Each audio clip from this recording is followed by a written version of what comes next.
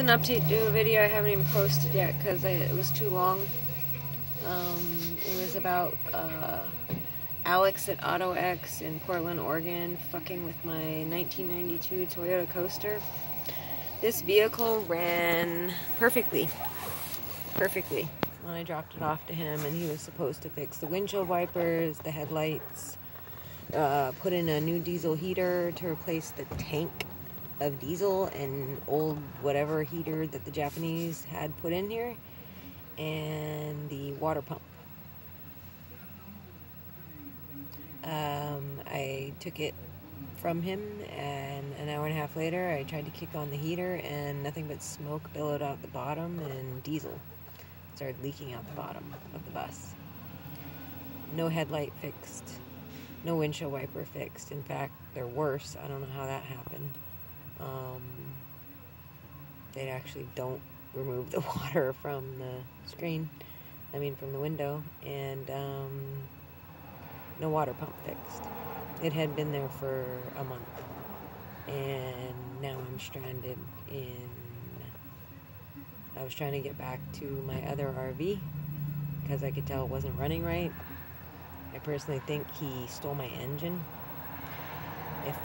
If he didn't actually take the engine, then he just fucked with it, or allowed them to fuck with it. And he can claim innocence and all that stuff, but he took a wire transfer for the rodeo and lied about never receiving it, and then never sent it back when he got an additional cashier's check for the price of the vehicle. And he also had a $3,000 deposit. So at present, he has over $33,000 of my money that he had no legal right to have. He sold me a vehicle that doesn't work. It won't go into 4 low. It can't get heat, can't get hot water, can't live in it. And then I left him my bus, which I think I'm dumb. That's okay. I do too. And after spending all night in the hospital doing a rape kit, I came out and ran my bus for a little bit, got it warmed up a little bit for me and the dogs. Woke up. The dogs were not in a good state of mind. They're still not. They're just very despondent. Don't know what happened while I was in the hospital, or if it was from the gang rape from the night before. But this has all worked out really well for them. Now I'm stranded again, and I don't even have a vehicle that I can drive, much less live in. So he destroyed my $30,000 bus, $28,000 bus. It's a one of a kind. Not many of them in the fucking country, and it's very disheartening. So I'm sitting here waiting for a tow for a 20-foot bus. See how that works out. If I can't, then I'm going to have to head to a hotel in the nearest town and wait to be gang raped. And there was video cameras where I was.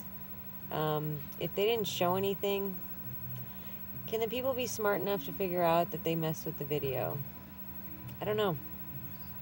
I know that the trailer, the storage, the RV storage that was pretty much right in back of my bus across the way, it was open like this much, and then all of a sudden it was open like a foot. So, pretty sure there was someone in there, and pretty sure they could figure out how to avoid the cameras, so it wouldn't be that hard. So I don't know. I haven't seen the footage, so I know in 12 years I've caught them only once, and that was on a pair of sunglasses that had a camera in them, and the cameras that were running, that were Arlo, didn't see anything. But that sunglasses camera did. And the woman that was on there was a property manager at the apartment complex I was living in, and she didn't come into work the next day after I went to the police, and she quit the day after that. And the long-term residents that I was friends with were like, what? Why didn't we have a party? We didn't even know she was quitting. What happened? I knew it happened, but nobody believes shit I say, so it's amazing. I live in this world that's so crazy.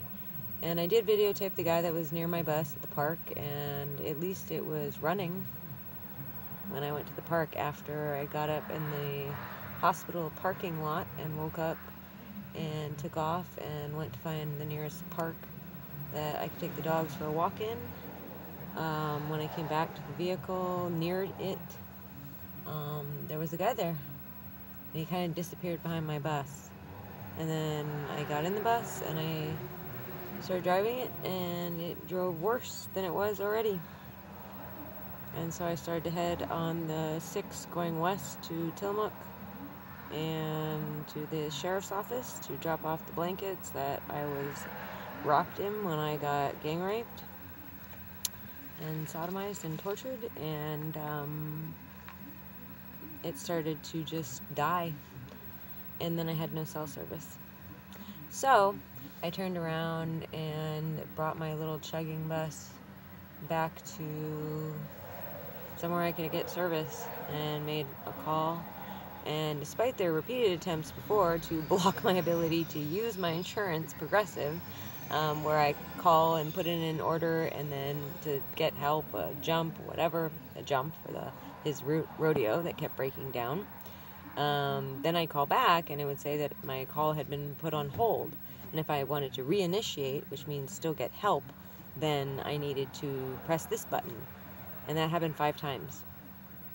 I never once canceled my call. I mean, sitting there freezing cold, finally just got some guy driving or in the parking lot to give me a jump. So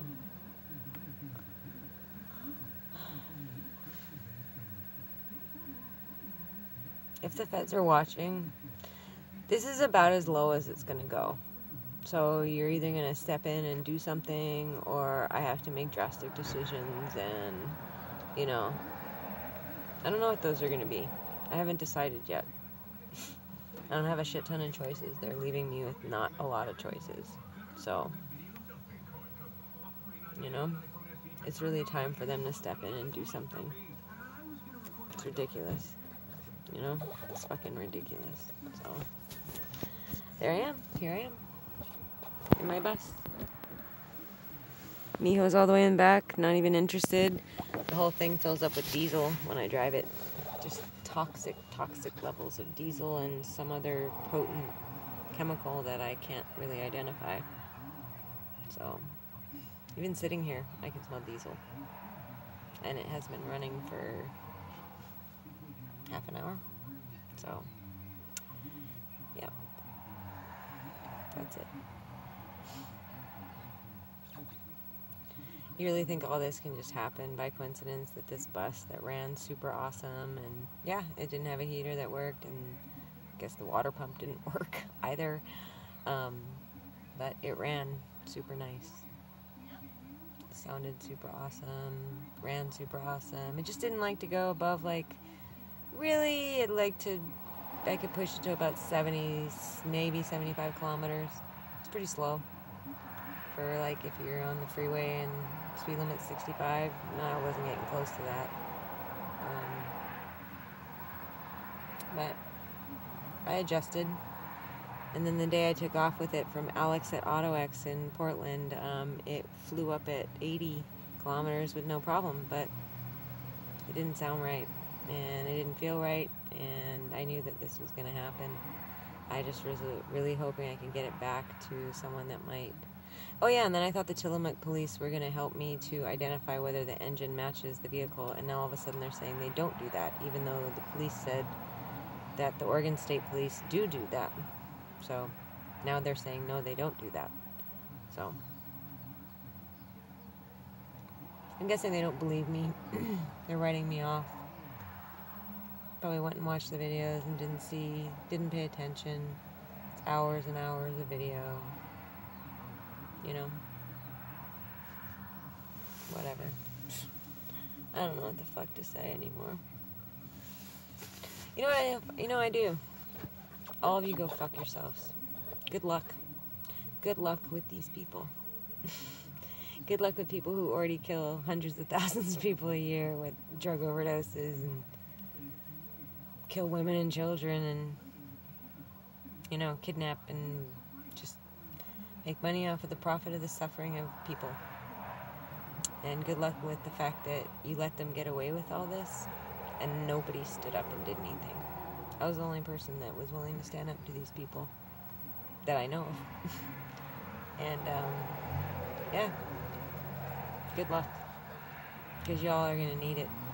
Because it's going to be a really, really harsh reality when it hits. When you realize these people doing these drugs, they're not human anymore. And the things they're willing and capable of doing, and the government doesn't want to help you. Not going to help you. Police aren't going to help you. Ain't going to be nobody. So, good luck with all that.